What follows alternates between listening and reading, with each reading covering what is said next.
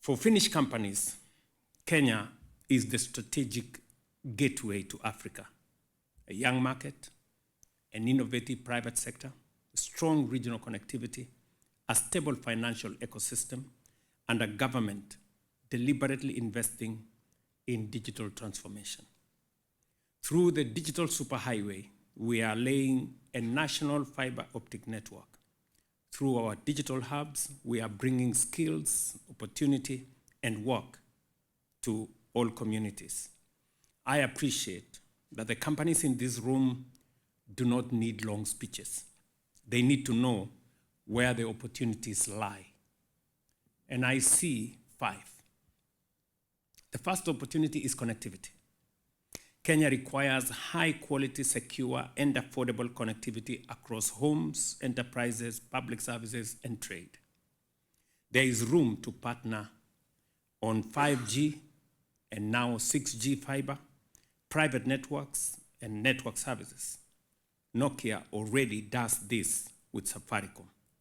Let us widen the cycle. The second opportunity is data centers and cloud.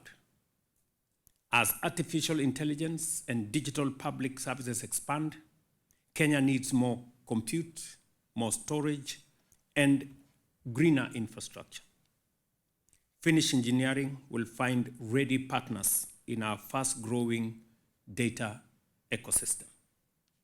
I was informing the President earlier that part of my mission in Europe was to have a candid conversation with Brussels, the European Union, on data adequacy that we have been discussing for the last 3 years. We think that is too slow because the rest of the world is moving faster and there are competing interests from other parts of the world. We have taken the strategic decision that we want to work with Europe, but we cannot wait for far too long. So it is important, and I have requested His Excellency the President, and I'm sure Nokia will weigh in so that we can conclude this data adequacy conversation and be able to provide the framework for us to scale up what we are already doing and give better opportunity for Nokia to work with us in the space around AI, cybersecurity, and building that ecosystem. The third opportunity is fintech and digital finance. Kenya runs one of the strongest mobile money markets in the world, creating opportunities in payments, credit, insurance, cybersecurity, and cross-border transactions. Anchored by sound regulation, including our newly enacted Virtual Asset Services Providers Act, which I signed into law a few months ago, and already we have a long chain of people who are applying. The fourth opportunity is skills and talent. Kenya has young people ready to learn and ready to build. Finland has world-class institutions in education, technical training, and applied research. A partnership in digital skills, advanced networks, cybersecurity, and AI infrastructure would serve companies in both sides. And the fifth opportunity is investment, infrastructure, and innovation that need patient capital that understands time, risk, and growth. Let Finnish finance, development finance, and Kenyan capital come together around bankable projects that can scale across continents. So my message to the companies in this room is one: do not leave this forum with only business cards. Leave with a follow-up meeting on the calendar. Leave with a project worth testing. Leave with a partner you want to understand better, and with one concrete step you are committed to taking. Kenya and Finland have been friends for 60 years. Today, that friendship enters a more practical phase, a relationship measured not only by agreements signed by governments, but by the contracts signed between companies, by the investments made, the technologies deployed, the people trained, and the markets reached. These past days, I have traveled across Europe, from Brussels to Oslo, and now to Helsinki. Everywhere I have gone, I have carried the same message on behalf of my continent and my country. Our relationship is no longer premised on assistance, but on mutual benefit. Not on extraction, but on investments that creates value for everybody. Because Africa is not a problem, but an opportunity to be harnessed. More than that, Africa is not merely part of the world's challenges. It is an essential part of the world's solution. Africa, as you know, is endowed with abundant natural resources and energy. We possess 2/3 of the world's remaining arable land, and we are home to the youngest population on Earth, a generation that is not just a workforce, but also a market. The world cannot solve its challenges of food, energy, climate, or growth without Africa at the table. And by the way, Kenya is the gateway to that Africa. So when Finnish, and by extension European companies, look at Kenya, I ask you to see beyond the old story of risk and to see opportunity for what it truly is. Kenya is a country of young people, of enterprise, and of scale. 55 million people with a median age of about 19, an East African market of about 300 million people, and through the Africa Continental Free Trade Area, a market of 1.5 billion, $3.5 trillion. Our entrepreneurs built for the home market, for East Africa, and for the wider Africa region. They are accustomed to solving real problems under real conditions for customers who demand services that are affordable, simple, agile, and useful. That is why Kenyan innovation has traveled so far. M-Pesa changed how the world thinks about financial inclusion. Today, M-Pesa has moved about $300 billion in 1 year and has helped expand financial inclusion from 1/4 of our adult population to about 80% of our adult population in just 20 years. As a financial technology innovation, M-Pesa proved something about Kenya that no rating agency can measure and no spreadsheet can fully capture. We do not wait for perfect conditions. We build them. Mr. President, Nokia is a great company. They have been working with us for the last 20 years.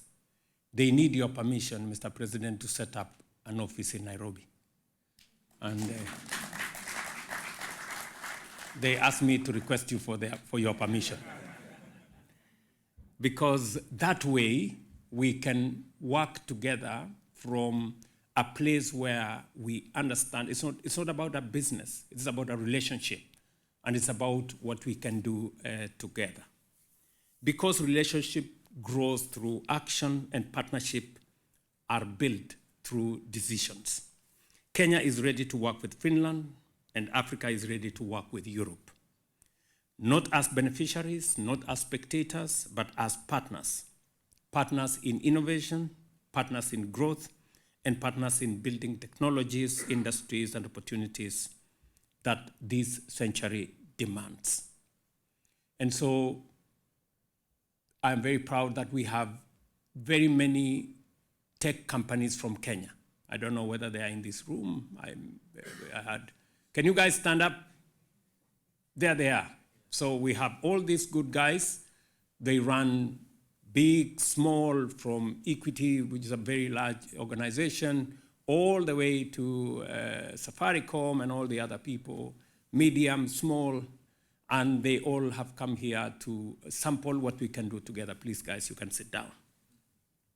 So, and we want to do this again together. We are We are determined, we are focused, and we believe we can pull this through together. Let the partnerships that shape that future hopefully begin with this meeting, and I thank you very much. In the early 1990s, if you recall, it was all about market liberalization and reform. Now we are looking at one of those changes in the world order once again. And as William noted, it is for you companies to deal with the situation, but I think we presidents can function as door openers. It's not about state, but it's about opportunities that these types of visits have. And as William noted, I hope that out of this state visit comes not only an exchange of business cards, but also the next meeting and exchange of projects. My second point is that all of you businesses have to deal with what Mikko noted, geopolitical challenges. And I have indeed for a few years said that companies who don't have a chief geopolitical advisor are going to be in trouble. And we can see that to an extent that probably not many of us predicted just a few years ago. I think the traction or idea of Ricardo's economic model, where you sort of produce what is best produced in one place and then do the exchange, started to take a little bit of a hit around COVID, because that's when there was a feeling that value chains are not as reliable as they used to be. And here's where I come back to Mikko's notion of trust. A Finnish handshake with a Kenyan handshake is something that you should and must trust. And if you look at the world order right now, unfortunately, the rules-based world order, its norms, laws, and institutions are being challenged. We see, unfortunately, deals and transactions in diplomacy, and that's never a good sign, because diplomacy should be about win-win, not about a pure transactional business deal. I feel very much that when William and I do foreign policy, it's not about, what will Finland win over Kenya or Kenya win over Finland. Quite the contrary. What can we do together, for instance, to promote multilateral and international institutions? But now we see tariffs popping up everywhere. We see local wars becoming regional, and those regional wars having global implications. Just one example is obviously Russia's war of aggression in Ukraine, but probably more acutely right now, the US and Israel waging war in Iran, where a place that we used to not know existed, the Strait of Hormuz, suddenly has become the choking point of 20% of the world economy. So, we have to understand that we live in a very precarious world, and it makes the sort of geopolitical climate quite different. I think the winners out of this will be the ones who have the courage to invest in the future, whether it be tech infrastructure or whether it'll be energy, which is conducive to fighting climate change simultaneously. I don't think that those countries that put their money into oil, gas, and coal are going to be the ones that are going to be the champions at the end of the century. Quite the contrary. The ones that put their money into clean energy are going to be the ones who take the win. And that's why I'm really glad that 90% of the Kenyan grid is basically clean, and 95% of our energy is clean, and that's what we need to work on. We are part of one of the largest markets in the world, the EU. I have to admit that it is quite slow. I don't deny that. We are a regulatory superpower, also with the corks of plastic bottles and others. But at the same time, it's quite stable, and at the end of the day, predictable. And there's something to be said about stability in today's world. With the EU, you know what you're going to get. And we know that we're going to call Henna Virkkunen after this also about the data adequacy issue. So we're part of that. Then I think our strength, I mean, I'll say this again, in Finland there used to be this saying that what's going to be our new Nokia?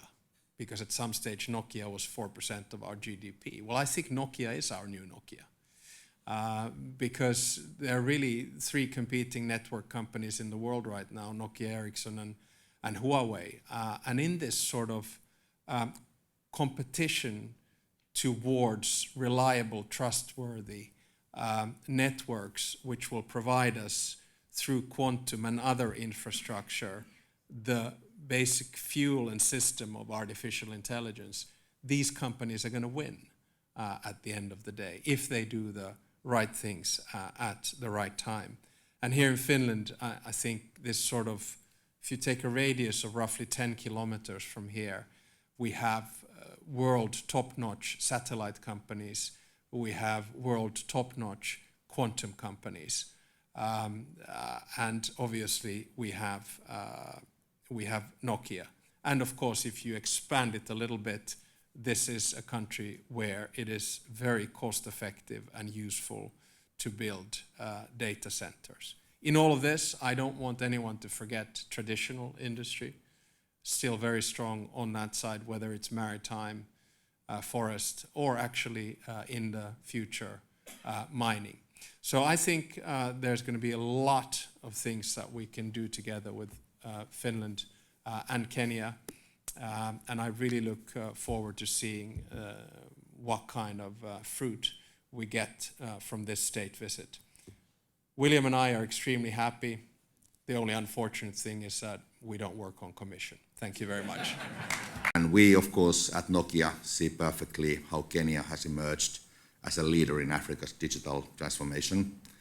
It stands as a powerful example of how policy, entrepreneurship, and also technology can really come together to drive inclusive economic growth. Finland and Nokia, in turn, will bring its own deep expertise and willingness to collaborate with you. I think together, and it was emphasized by the President of Kenya, we need to work together, we have to innovate together.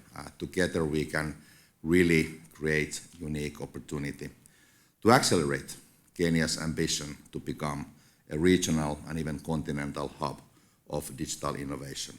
And this is what Nokia is certainly committed to help you.